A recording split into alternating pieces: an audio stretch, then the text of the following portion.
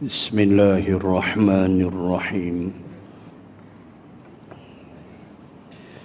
Assalamualaikum warahmatullahi wabarakatuh. Alhamdulillahil qail, ya ayyuhalladzina amanu la tuqaddimu baina yadayillahi wa rasulih wattaqullah innallaha sami'un alim. Ashhadu an la ilaha illallah wahdah la syarika lah wa ashhadu anna sayyidana Muhammadan abduhu wa rasuluh.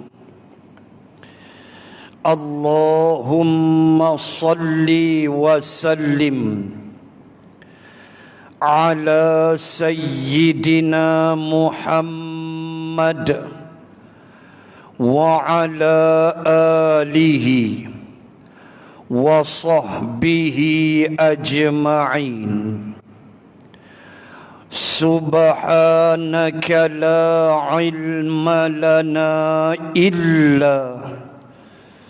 illa ma 'allamtana innaka antal alimul hakim.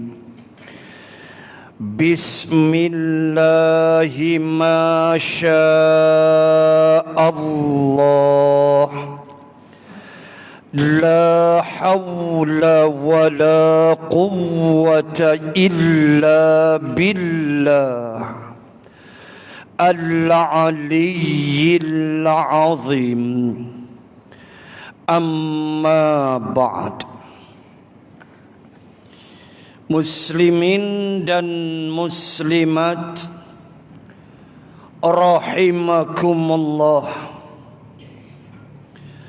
Sambung muka surat 90, perkara J. Nabi sallallahu alaihi wasallam memenangkan Abu Bakar. Kita akan lihat suatu peristiwa di mana baginda Rasul sallallahu alaihi wasallam tetap menyatakan benarnya Abu Bakar. Dalam hadis-hadis Rasulullah sallallahu alaihi wasallam yang sahih disebutkan bahawa Nabi sallallahu alaihi wasallam pernah memenangkan Abu Bakrin radhiyallahu anhu dan melarang orang lain menentangnya. Diriwayatkan dari Abu Darda radhiyallahu anhu, beliau berkata, ketika aku sedang duduk bersama Nabi sallallahu alaihi wasallam, tiba-tiba datanglah Abu Bakrin dengan memegang hujung kainnya sehingga terlihat lututnya. Nabi sallallahu alaihi wasallam berkata, sahabat kamu ini sedang bermusuhan. Kita mulakan dengan kisah yang dibawa oleh seorang sahabat Nabi sallallahu alaihi wasallam di kalangan Ansar, iaitulah Abu Darda radhiyallahu anhu, seorang sahabat yang pernah ditegur oleh baginda Rasul sallallahu alaihi wasallam kerana ibadah yang dia lakukan telah kadang-kadang meninggalkan hak orang lain. Abu Darda ni sampai isteri dia mengadu kepada teman rapat Abu Darda, paling rapat dengan Abu Darda ialah Salman Al-Farisi radhiyallahu anhu. Mereka dah macam keluarga. Tiap kali Salman mendatangi Abu Darda, dia dalam keadaan berpuasa.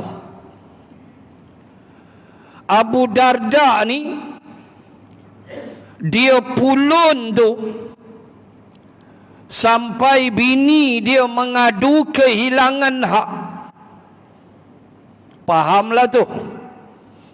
Punya ibadah sehingga isteri dia mengadu kepada Salman, dan Salman mengadu kepada Nabi sallallahu alaihi wasallam dan menegur Abu Darda kerana di sana ada hak. Dia hentam puasa malam sampai tak tidur. Tubuh ada hak, keluarga ada hak, tapi seolah-olah begitulah dia sudah termasuk dalam golongan ghulu. Ghulu makna melampau dalam ibadah. Islam tak benarkan, sehingga hak tubuh dibiarkan, hak isteri dibiarkan. Maka Nabi tegur, dan akhirnya Abu Darda berubah. Tak salah mereka kerana kecintaan mereka kepada ibadah. Sembahyang sunat yang banyak, kita kira rawatib, ba'diyah, qabliyah tu wali dah, okey dah tu. Tahajud sekali sekala, tambah hujan lagi tak bangkit. Pukul 5:30 baru bangun, pi subuh. Jadilah tu. Kalau mampu, begitulah kita kena buat, menambah amal-amal sunat. Para sahabat sampai terlajak, sampai melupakan hak-hak yang perlu ditunaikan. Bukan salah mereka, tapi kegairahan mereka dalam beribadah yang ditegur oleh Rasulullah. Bayangkan Abu Darda sebelum Islam, seorang yang cukup jahil, dan ada riwayat menyebut dia penyembah berhala. So bila terima Islam ni, dia jadi lain macam. Dalam keadaan batasan itu telah dilanggar, sampaikan Nabi tegur, Ada sahabat yang bila dengar ibadah Nabi yang haibat, ada antara mereka berikrar tak nak kahwin-kahwin. Ada yang berikrar tak nak makan, nak puasa terus. Ada yang ikrar tak nak tidur. Kan Nabi tegur, Nabi kata, akulah orang yang paling hampir dengan Allah. Aku beristeri, aku puasa, aku makan, aku tidur, kata Nabi. Tu Nabi tegur sahabat. Bukan tak boleh, tetapi kena faham hak-hak yang mesti kita tunaikan. Baik, cerita dari Abu Darda. Satu hari aku duduk dengan Nabi sallallahu alaihi wasallam.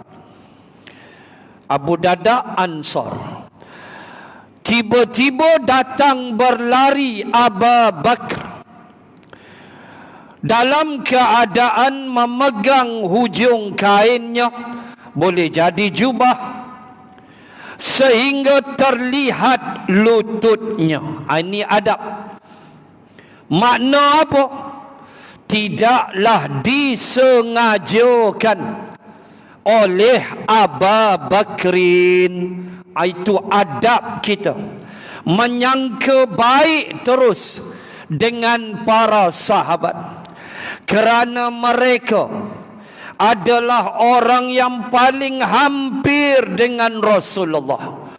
Mereka adalah orang yang paling alim, yang mendapat pengajaran terus dari baginda Rasul. Maka sangkaan baik kita takkan saja-saja nak pi tunjuk kepala lutut, hak tu Melayu. Takkan saja-saja, tak, tentulah tidak sengaja. Adab kita begitu. Bila Nabi tengok begitu, Nabi tahu dah. Nabi terus bersabda, sahabatmu ini sedang berada dalam permusuhan. Tu dia Rasulullah. Dia boleh baca, dia boleh tahu. Bergaduh, bermusuh dalam bentuk dengan siapa? Kejap lagi kita tengok. Sebelum tengok dengan siapa Abu Bakrin, ada pertelingkahan pada waktu itu. Maka begitulah kita diajar. Sahabat adalah manusia seperti kita. Sahabat bukan Rasul. Mereka tidak maksum. Maka pertelingkahan berlaku tak di antara mereka? Berlaku. Cuma kita diajar dengan sepotong ayat di dalam Al-Quran yang akan saya baca kejap lagi. Bagaimana disiplin kita ketika menghadapi peristiwa-peristiwa yang kita belajar di dalam sirah Qisasus Sahabah. Berlaku di kalangan mereka pertelingkahan. Bukan sekadar pada mulut, tetapi sampai mengangkat senjata. Kita tak nafikan benda ini berlaku sampai mereka berperang. Bukan boikot, bukan tak bertegur siapa, sampai tahap angkat senjata. Apa adab kita dengan mereka? Kejap lagi saya baca ayat. Jaga, ini adab. Kerana mereka sahabat. Tak ada siapa minta Sayyidina Ali radhiyallahu anhu menantu Rasulullah, 10 sahabat yang dijamin syurga. Tak ada siapa minta Saidina Ali akan berperang dengan Muawiyah bin Abu Sufyan. Muawiyah bin Abu Sufyan orang lain ke? Tak, abang ipar Rasulullah. Kerana adik Muawiyah bernama Ramlah, digelar dia Ummu Habibah. Dia ada anak nama Habibah dengan perkahwinan sebelumnya, maka Ramlah digelar Ummu Habibah, ibu kepada Habibah. Nama dia Ramlah. Dia isteri Nabi. Nabi lamar dia ketika Ramlah masih berada di Habasyah dalam peristiwa hijrah para sahabat ke Ethiopia, ke Habasyah. Maka Nabi hantar wakil untuk melamar Ramlah. Wakalah lah, kalau belajar hukum fiqah, wakalah, wakil. Anak mengaji di Azhar Mesir, anak jantan. Isteri, bakal isteri ada di Kulim. Bolehlah wakil. Pak tu jadi wakil, terima bagi anak tu. Jangan pak tu pi tukar pula, dia pula sapu. Nak mampu hantu punya orang tu. Dia tak boleh lah. Dia boleh jadi wakil, dibenarkan di dalam syarak. Tuan-tuan nak bayar zakat, boleh wakalah, boleh wakilkan zakat kita pada orang lain, dia tolong bayarkan, boleh, tak ada hal. Dia panggil hukum wakalah. Korban boleh wakil, boleh, tak ada hal, ada lafaz dia. Baik, Nabi lamar Ramlah. Abang kepada Ramlah ialah Muawiyah. Maka Muawiyah abang ipar Rasulullah. Saidina Ali menantu Rasulullah. Perang, bukan orang lain. Apatah lagi, dua-duanya Sayyidina Ali dan Muawiyah radhiyallahu anhuma adalah dua lelaki yang telah dilantik oleh Abu Bakrin sebagai juru tulis wahyu ketika disarankan oleh Saidina Umar supaya Abu Bakrin mengumpulkan Al-Quran, tulis Quran, kumpulkan. Ketika melihat 70 para hufaz di kalangan sahabat terkorban syahid dalam peperangan Yamamah ketika berhadapan dengan kumpulan Musailamatul Kadzab, nabi-nabi palsu, maka perang. Maka 70 sahabat yang hufaz mati syahid. Umar mendatangi Abu Bakrin sebagai khalifah, mencadangkan, tulislah Al-Quran, bukukan dia supaya jangan hilang Al-Quran. Maka dipilih beberapa orang sahabat, antaranya ialah Sayyidina Ali dan Muawiyah. Dua-dua penulis wahyu. Besar tak jasa? Besar. Tulis wahyu. Hak kita duk baca tu, cuma tak ada baris, tak ada titik lah zaman tu. Sampai zaman Abul Aswad barulah bubuh titik baris seorang tabi'in. Tu yang kita boleh baca dengan baik. Zaman Nabi tak ada titik, tak ada baris. Dad begitulah, Sad begitulah, Za begitulah, Ta pun begitulah. Mereka tahu. Kita tak boh barih, mampu nak i'rab tak reti.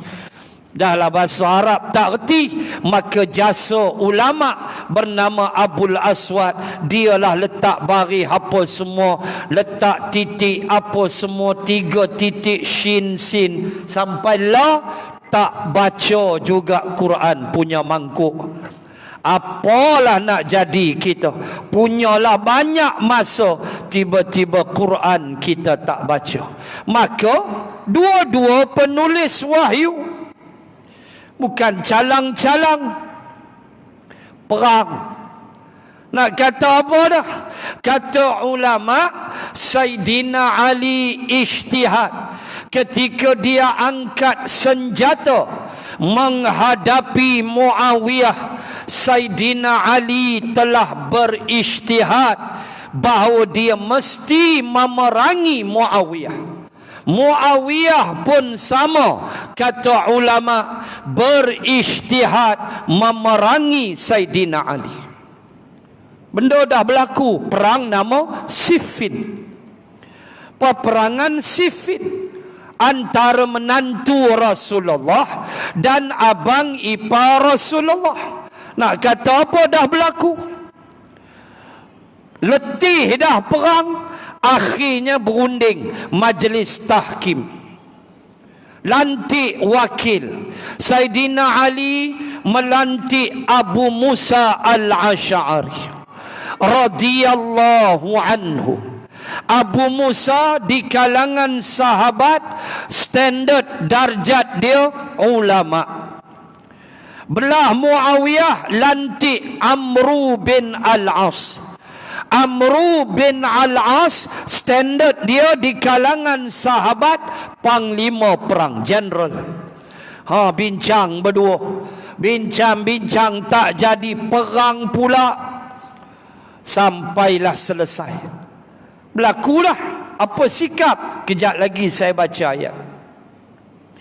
Siapa nak sangka berlaku perselisihan, pertelingkahan antara Sayyidina Ali dan mak mentua tiri Sayyidatina Aisyah radhiyallahu anha. Perang nama Jamal. Jamal makna unta. Unta apa? Unta jantan. Kalau naqah, unta betina. Kalau ibil, dalam surah Al-Ghashiyah, afala yanzuruna ilal ibili kaifa khuliqat. Apakah mereka tidak memerhatikan unta? Macam mana aku cipta, kata Allah. Allah sebut ibil. Ibil makna apa? Unta secara umum. Lelaki jantan ke, perempuan ke, tak kira. Maka dipanggil ibil. Kalau jamal, unta jantan.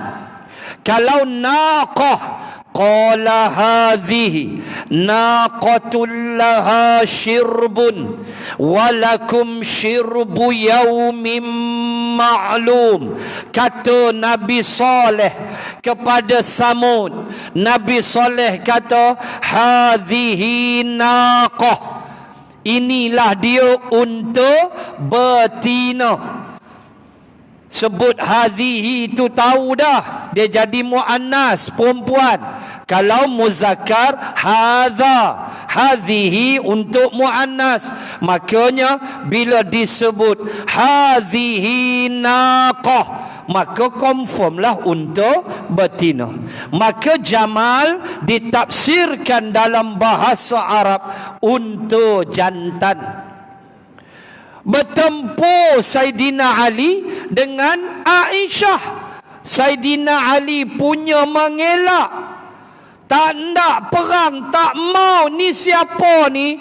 Ummahatul Mukminin, Aku ni menantu, merangkap sepupu, merangkap sahabat, ni isteri Nabi.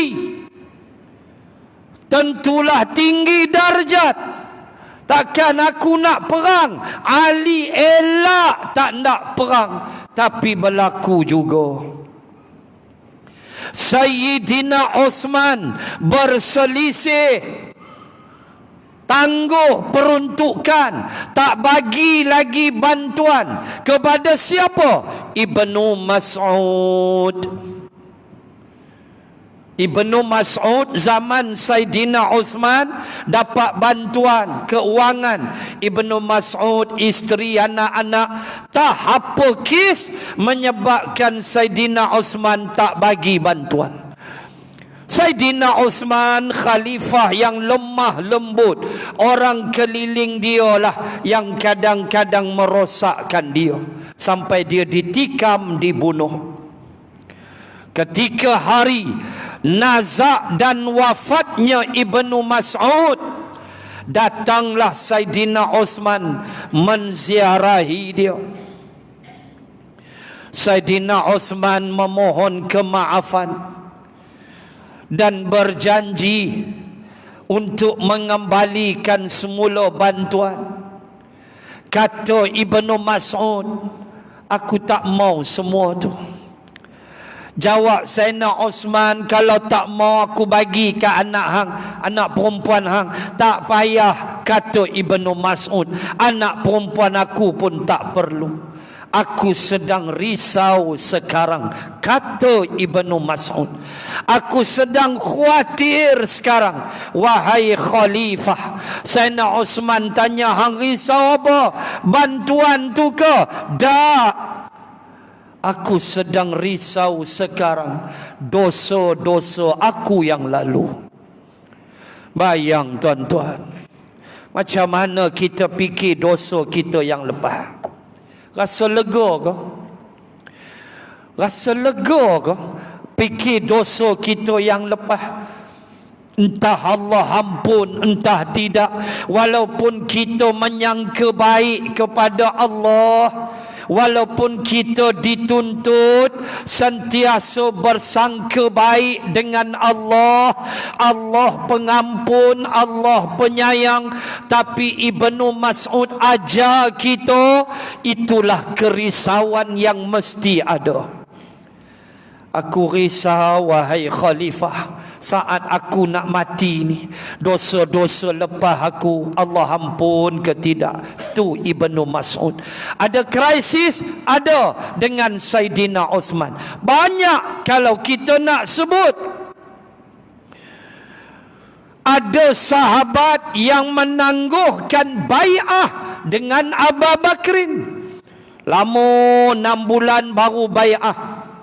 Ada tak setuju dengan Abu Bakrin, walhal majlis syura dah putus. Ketika jasad Nabi masih di atas pembaringan, mereka dah putus Abu Bakrin sebagai khalifah. Ada sahabat ambil masa 6 bulan baru bai'ah Abu Bakrin.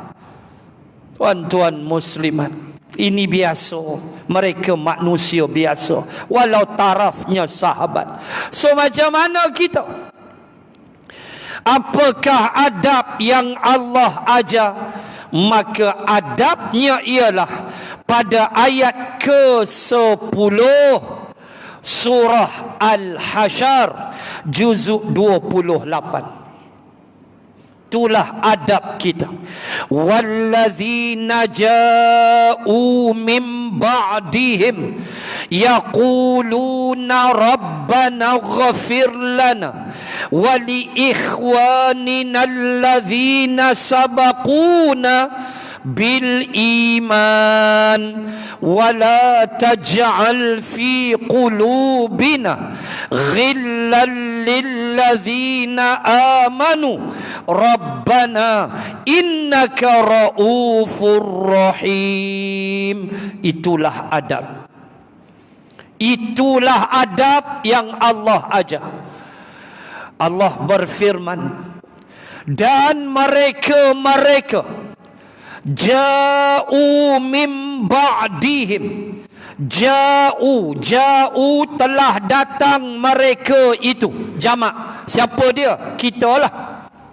Min ba'dihim, selepas mereka. Him, selepas mereka. Dhamir di situ. Siapa him itu? Tuan-tuan buka tafsir, majoriti ulama sebut muhajirin dan ansar. Mereka yang datang sesudah muhajirin dan ansar. Apa mereka kata? Kita kata apa? Yaqulun, mereka berkata, mereka berdoa, Rabbana ghafir lana, wahai Tuhan kami, ampunkan kami. Lepas tu, wali ikhwanina allazina sabaquna bil iman, ampunkanlah juga saudara-saudara kami, ikhwan, saudara-saudara kami, sabaquna, sibaq. Apa dia sibaq? Arab kata sibaqul khail. Al-khail apa? Kuda. Sibaqul khail, lumba kuda. Sibaq dalam Al-Baqarah, fastabiqul khairat, berlumba-lumba buat baik. Maka bila Allah sebut sabaquna, maknanya na tu kita, kami. Sabaqu makna mendahului kami. Bil iman, mereka dulu beriman dari kami. Mereka dulu lahir dengar Nabi. Siapa dia? Muhajirin Ansar. Ya Allah, ampun kami, ampunkan mereka ya Allah. Perang Siffin, perang Jamal, pertelingkahan, bergaduh, bergasak, ucapan tak elok, ampun mereka ya Allah, kerana mereka sahabat. Tu dia. Sampai Nabi kata, la tasubbu ashabi, jangan hina sahabat aku. Mereka macam kita. Cuma saya ingat mereka tak isap okok tu lah. Kan? Mereka tak buat benda tu. Nak sebut bagaimana, itulah adab kita. Minta pada Allah, ampun mereka ya Allah. Benda dah pun berlaku, tinggal dalam lipatan sejarah. Sampai cucu Nabi pun dibunuh, dipenggal kepalanya. Allahu Akbar. Sayyidina Husain radhiyallahu anhu. Benda sudah berlaku. Ampun ya Allah, ampun semuanya ya Allah. Sabaquna bil iman, mereka yang lebih dahulu mendahului kami dengan iman. Ampun, walau perang itu kita tak pernah minta. Allah sedih, bukan orang lain yang berperang, keluarga. Tapi itulah kata ulama, masing-masing dengan ijtihad masing-masing. Maka ampunkan semuanya, termasuk generasi sahabat. Itu adab. Wala taj'al fi qulubina ghillan lilladzina amanu. Dan juga kita minta ayat yang sama. Jangan jadikan ya Allah dalam hati-hati kami ghil makna macam iri hatilah, benda tak elok dalam hati kita terhadap mereka. Begitu adab yang diajar. Baik, sambung. Maka Nabi kata, sahabat kamu ini sedang bermusuhan. Nabi tahu. Baik. Abu Bakrin memberi salam, kemudian berkata, wahai Rasulullah, sesungguhnya ada satu masalah antara saya dan Ibnu Al-Khattab. Dia bergaduh dengan siapa? Sayyidina Umar.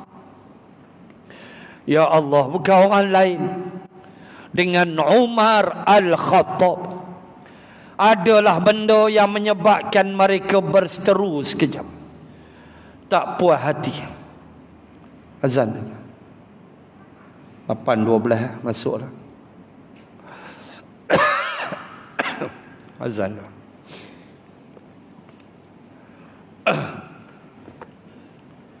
Bismillah.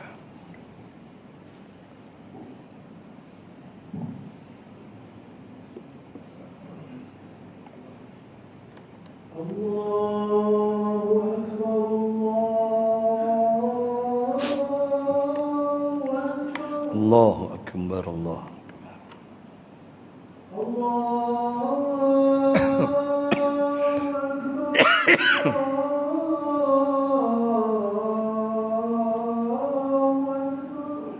Allahu Akbar.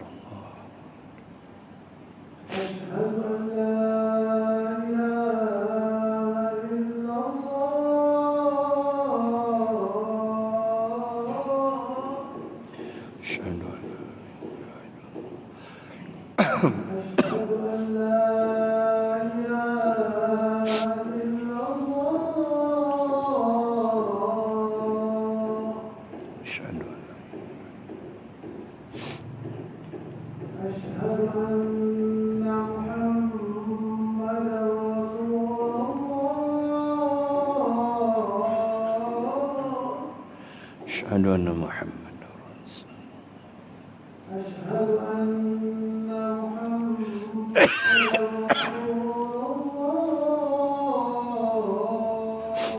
Asyhadu anna Muhammadar Rasulullah.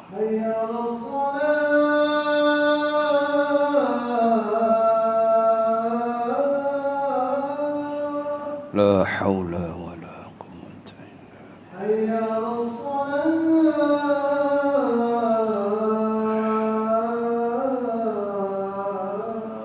La haula wala quwwata illa billah.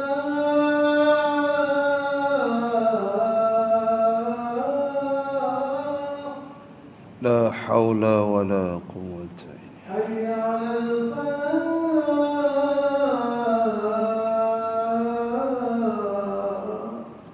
La haula wala.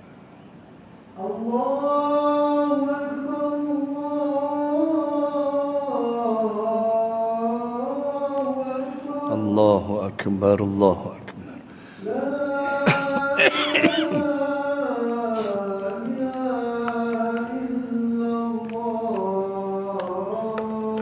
La ilaha illallah. Allahumma rabba hadhihi محمدا الوسيلة والفضيلة والبعث مقام. Muslimin dan muslimat, pertelingkahan berlaku antara Abu Bakrin dan Umar Al-Khattab radhiyallahu anhu. Maka sambung, maka aku marah kepadanya, namun aku kemudian menyesal. Aku pun meminta maaf kepadanya dan beliau tidak memberikan aku kemaafan. Abu Bakrin jumpa Nabi, cerita ke Nabi, aku dah minta maaf dah, tapi dia macam tak nak maafkan aku. Tuan-tuan muslimin muslimat, di antara sifat ahli syurga ialah memaafkan kesalahan orang lain. Itulah yang Allah ajar pada ayat 134 Ali Imran. Alladzina yunfiquna fis sarra'i wad-dharra wal kadhimina wal 'afina 'anil nas. Al-ayah. Antara ciri ahli syurga ialah mereka yang infak harta benda dia, sama ada cara senang atau cara susah. 10 ringgit dia bagi cara 10 ringgit. RM1 yang dia mampu, dia beri cara RM1. Dia tak pernah tinggal infak. Nombor 2, kata Allah, wal kazimin, dia menahan marah. Bila nak marah dia tahan. Oh, bukan senang tu. Tambah rokok kena kebas. Lagi bukan senang untuk menahan kemarahan. Dia kata mangkuk rokok baru beli, kutu kebas. Wal kazimin. Nombor 3, wal afina 'anin nas, suka maafkan kesalahan orang. Bukan senang tuan-tuan. Nak maaf bukan mudah. Benda dia buat tu pula cukup menyakitkan hati. Fitnah kita sekampung, kata macam-macam. Ya Allah, tuan-tuan ingat mudah? Tuan-tuan bayang saja syurga jadi mudah. Sebab sifat ahli syurga memaafkan salah orang. Abu Bakrin dandan dia minta maaf selalu. Dia rasa dia tak betul. Memaafkan salah orang tu satu bab. Kita meminta maaf tu satu bab. Tuan-tuan ingat senang tak? Mana lebih susah? Memaafkan salah orang atau kita nak pergi minta maaf dengan orang? Hui. Paling susah nombor 2 tu. Nak minta maaf dengan orang. Maafkan salah orang, no problem. Aku minta maaf, sorry ya, aku tak sengaja. Allah, beres hajung, kita pergi kedai minum. Tak ada hal, balik rokok, settle. Kita nak pergi minta maaf tu, jatuh dagu. Hoi, jangan. Jatuh standard. Nak pergi minta maaf, kata aku minta maaf lah, memang aku silap. Dia kata baru hang kenal aku siapa, mula nak bertinju pula. Dia bukan mudah. Nak minta maaf itulah paling susah. Memaafkan insya-Allah, tapi kita nak peturun diri kita tu. Hei, Tok Imam nak pergi minta maaf kat Tok Siak contoh. Tok Imam nak pergi minta maaf pada makmum. Hei tuan-tuan, bukan senang. Bukan mudah. Boleh jadi Tok Imam baca silap ke apa ke, makmum tegur. Boleh jadi dia jawab, Allah, aku baca surah bukan rukun. Hak rukun Fatihah. Itu contoh. Kok lah dia nak pi ataupun dia ambil mic dia umum, minta maaf lah saya baca tu tertinggal ayat, saya minta maaf. Oi, payah. Paling pula dia fikir benda tu sunat aja. Bukan mudah tuan-tuan. Kita nak minta maaf atas salah kita. Tok sah sembang lah hari raya. Hari raya bini ini dia punya hulak. Tak maaf bang atas segala salah silap. Kita pun baru kenal ni tok laki hang siapa. Kotlah dia nak habaq. Abang pun sama minta maaf no. Hari tu abang terkasak. Berapa banyak tok laki boleh buat lagu tu? Tanya diri masing-masing termasuk saya. Kau anak mai minta maaf hari raya ke apa, kita pun kata minta maaf pak, ayah pun sama, abi pun sama, minta maaf no, abi pun ada silap, abi pun hari tu kebah rokok hang, kata kat anak jantan depa diksa rokok sekali. Tu satu hal lagi. Nak pi minta maaf bukan mudah. Kita maafkan orang senang. Kita nak minta maaf kat orang, jangan tuan-tuan. Berat. Tapi itulah sikap Abu Bakrin tunjuk kat kita. Mengaku depan Nabi, ya Rasulullah, aku dah minta maaf dah, tapi dia tak nak maafkan aku. Omar pula dia main ketegak dia. Sahabat biasalah, masing-masing ada kelebihan, masing-masing tidak maksum. Lalu Abu Bakrin mengadu apa yang telah dia buat. Aku meminta maaf dan beliau tidak memberikan maaf. Oleh kerana itu aku menghadap kepadamu mendengar yang demikian Nabi sallallahu alaihi wasallam berkata, semoga Allah mengampunimu wahai Abu Bakrin. Beliau mengatakannya sebanyak 3 kali. Moga Allah ampun, ghafarallahu lak. Moga Allah ampun engkau wahai Abu Bakrin. Nabi ulang 3 kali. Allahu Akbar, tuan-tuan. Yang doa ni Rasulullah.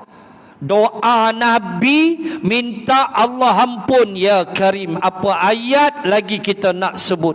Dalam keadaan Nabi berdoa supaya Allah mengampunkan. Dan Abu Bakrin mendapat kelebihan ini atas sikap rendah diri dia. Baik. Kemudian Umar menyesal. Mai terbit pula daripada Umar perasaan penyesalan. Awaklah aku ni, kata Umar, cakap seorang. Dia dah mai minta maaf. Kenapalah aku ni tidak mahu memberi maaf. Datang pula sikap menyesal kepada Saidina Umar. Dan beliau pun mendatangi rumah Abu Bakr. Pilah rumah Abu Bakr. Beliau bertanya, apakah Abu Bakrin ada di rumah? Mereka menjawab tidak ada. Keluarga Abu Bakrin jawab tak ada, pak tak ada di rumah. Kemudian Umar mendatangi Nabi sallallahu alaihi wasallam sambil memberi salam sehingga wajah Rasulullah sallallahu alaihi wasallam berubah kerana marah. Sahabat tahu dah, Nabi ni bila dia marah, muka Nabi berubah. Itu Nabi. Sahabat tahu dah, Nabi marah, mereka tahu muka Nabi akan berubah. Kita marah 3 patut pasu bunga syahid pecah habis. Itu kita marah pula benda-benda kecil je pun baran tak ketahuan, mana tak tersumbat jantung, sifat panas baran tak ketahuan. Tuan-tuan muslimat, Nabi marah lalu berubah wajah Nabi sallallahu alaihi wasallam. Nabi begitulah, dia marah, dia tak suka, wajah dia akan nampak tanda Nabi tak suka, dan sahabat memahaminya. Dan Abu Bakrin yang ternyata berada di tempat itu merasa kasihan. Jadi simpati pula Abu Bakrin kepada Umar Al-Khattab. Bila tengok Nabi berubah wajah tu, makna Nabi sudah marah kepada Umar. Terbit pula perasaan belas kasih Abu Bakrin. Tu dia jiwa. Kalau kita, padan muka hang, tadi aku minta maaf, hang buat bodoh, alah padan muka hang. Nabi duk berubah wajah, marah kat hang, lantaklah hang. Kalau kita, Abu Bakrin tidak, terbit belas kasih dia, tu dia hati dia. Sebab itu peringkat awal, dia tak nak jadi imam ganti Rasulullah. Kan Aisyah sebut ke Nabi, walaupun akhirnya dia jadi imam juga. Aisyah kata, abang pun tahu Abu Bakrin macam mana hati dia tu. Dia baca bismillah lagi teriak, dia baca lagi menangis tu. Tu jiwa dia, terbit kesian. Allah, bukan Nabi marah dalam bentuk ucapan, berubah wajah. Nabi tak kata apa pun, tapi ekspres daripada apa yang ada di wajah Nabi. Ta'rifuhu wujuhahum, dikenali pada wajah-wajah mereka. Makna wajah tu tahu dah, dia datang daripada hati. Kan muka kita datang daripada hati ya. Tuan-tuan, hati gembira, wajah lagu mana? Senyum. Dia mai pada hati. Hati sedih, wajah murung, air mata jatuh. Dia akan bawa ke wajah daripada hati. Itu biasa. Maka bila Nabi, wajah Nabi muram, mana hati Nabi marah lah tu. Itu kaedah dia. Maka Abu Bakrin menjadi kasihan melihat Umar Al-Khattab. Kemudian beliau duduk. Duduk tu, beliau tu siapa? Umar Al-Khattab. Kemudian beliau duduk di atas dua kakinya. Duduklah. Mungkin iftirashi, duduk iftirash atas dua kaki. Dan berkata, demi Allah, sayalah yang berbuat zalim. Beliau mengatakannya sebanyak 2 kali. Lalu kata Umar, demi Allah, sayalah yang zalim. Kenapa? Sebab tak sudi terima permohonan maaf Abu Bakrin. Baik, sambung. Saya cuba habiskan. Kemudian Nabi sallallahu alaihi wasallam bersabda, sesungguhnya Allah mengutus aku kepada kamu, maka kamu mengatakan engkau bohong dan Abu Bakrin mengatakan benar. Maknanya Nabi dah tahulah cerita tu, pertelingkahan tu. Bila Abu Bakrin kata betul, hang kata bohong. Tu yang jadi permusuhan, bergaduh tu. Cerita apa? Tidak disebut. Tapi Nabi tahulah bila Abu Bakrin sebut benda itu. Dan Nabi pukul balik. Nabi kata kau kata bohong, Abu Bakrin kata benar. Beliau membantuku dengan jiwa dan hartanya. Nabi mula menyebut kelebihan Abu Bakrin. Dialah manusia yang membantu aku dengan jiwa dan hartanya. Awak sahabat lain tak bantu kau? Bantu. Tapi itulah Abu Bakrin, kelebihan yang tidak ada tandingannya. Maka apakah kamu membiarkan sahabatku itu? Mudah Nabi nak buat lebih kurang ke Abu Bakrin. Begitulah, senang faham. Dia teman Nabi di Jabal Sur. Dia bagi segala-galanya. Dialah yang Nabi sebut iman dia timbang langit dunia segala isi bumi. Berat lagi iman Abu Bakar. Begitu dahsyat dia. Maka Nabi membela, memberi penghormatan kepada Abu Bakar. Beliau mengucapkannya sebanyak 2 kali. Setelah para sahabat mendengar kemuliaan Abu Bakrin, tidak ada lagi yang menyakitinya. Bila Nabi dah declare begitu, start hari itu, tak ada seorang pun berani dah nak buat tak ketahuan pada Abu Bakrin. Seolah-olah ucapan ini satu pengisytiharan Rasulullah, kamu jangan usik Abu Bakrin. Tu maksudnya begitu. Baik. Hadis Al-Bukhari. Dalam cerita ini banyak ditemukan pelajaran dan nasihat yang bermanfaat. Di antaranya bahawa sahabat juga manusia. Mereka juga berbuat khilaf. Saya dah sebut tadi. Saya dah sebut dah tadi, mereka juga ada khilaf. Berperang sampai tahap perang. Bukan bertekak dah, perang kita dah sebut tadi. Mereka juga seperti kita. Bayangkan Khalid ibni Walid yang Nabi gelar pedang Allah. Sedap ya kalam dia. Dia hentam Bilal. Hang ni dah lah hitam. Beranak pula daripada mak yang hitam. Teriak Bilal kan dalam satu mesyuarat peperangan. Khalid kan panglima, Nabi panggil pula Saifullah, pedang Allah. Bilal nak bagilah cadangan dalam mesyuarat tu. Kata Khalid, duduk di dia, anda lah hitam, mak pun hitam. Teriak Bilal. Nak kata Khalid, berlaku bukan tak berlaku. Walaupun lepas tu Khalid kena belasah dengan Nabi. Nabi tegur Khalid, Bilal teriak, Khalid minta maaf.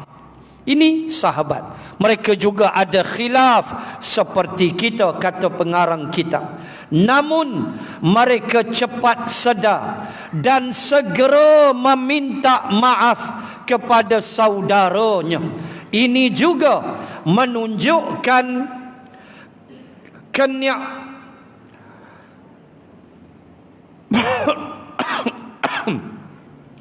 menunjukkan kepada kita akan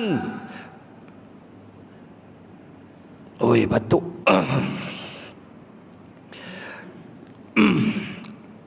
antara para sahabat, menunjukkan kepada kita kemakmuran, kerukunan antara sahabat, kedudukan Abu Bakrin radhiyallahu anhu yang tinggi di sisi Rasulullah sallallahu alaihi wasallam, di sisi para sahabat dan lain-lainnya. Muslimin dan muslimat sekalian, inilah kisah yang kita baca pada malam ini di atas prinsip pengajaran yang paling tinggi. Apa dia? Sahabat juga ada khilaf, ada pertelingkahan, kerana mereka bukan maksum. Tetapi yang paling penting, sikap memaafkan, sikap tidak mengambil serius perkara-perkara itu. Itu yang paling penting, pelajaran besarnya. Wal afina 'anin nas, memaafkan salah orang walaupun ia merupakan satu sifat yang agak susah untuk dilakukan. Boleh jadi ego kita, rasa kita hebat dan sebagainya, tetapi buatlah muslimin dan muslimat, kerana itu adalah antara ciri-ciri ahli syurga. Ayat 134 Ali Imran. InsyaAllah bulan depan kita bahas tajuk seterusnya. Katakanlah, semoga Allah mengampunimu, insya-Allah, pada bulan yang akan datang. Dan macam biasa, sumbangan tuan-tuan untuk lajnah kebajikan kita, untuk kita bantu program-program kebajikan macam biasa selepas solat Isya. Subhanakallahumma wa bihamdik, nashhadu an la ilaha illa ant, wa nastaghfiruka wa natubu ilaik. Bismillahirrahmanirrahim. Alhamdulillahi Rabbil Alamin. Assalatu wassalam ala Rasulillah wa ala alihi wa sahbihi ajma'in.